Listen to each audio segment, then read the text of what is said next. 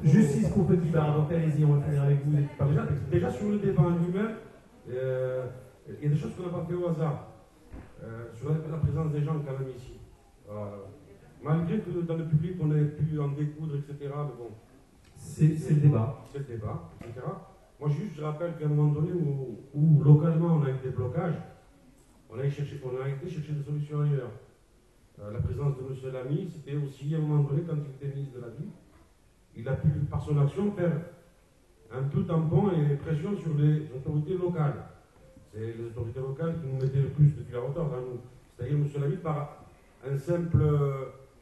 une réunion qu'on a fait avec lui là-bas, il a accepté de venir sur Montpellier et ça a déclenché de vider la tour H et d'aller un peu plus vite.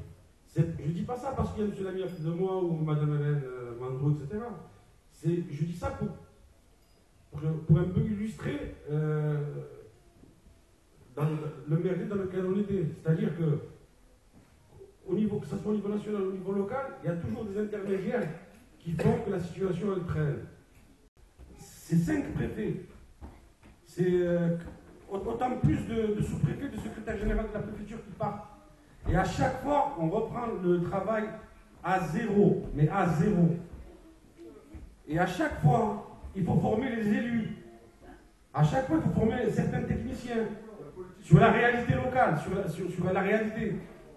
À un moment donné... Non, mais que ce soit bénévolement. Tout à l'heure, Madali, il disait, ouais, pourquoi il ne faudrait pas donner 200 000 euros? On ne veut pas ni de 200 000, ni de millions, on ne veut pas de sous. On ne veut pas de subvention. Parce que le prix à payer, aujourd'hui, c'est notre conclusion. Le prix à payer de comment l'État, comment les pouvoirs publics nous considèrent, il est encore plus fort que l'argent, que les moyens.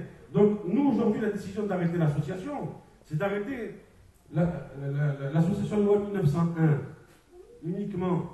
On va revenir sur d'autres formes, parce qu'on a un contrat avec Moral, avec les habitants, etc. Et je pense qu'on a assez transpiré sur cette question du petit parc pour la laisser comme ça dans l'État.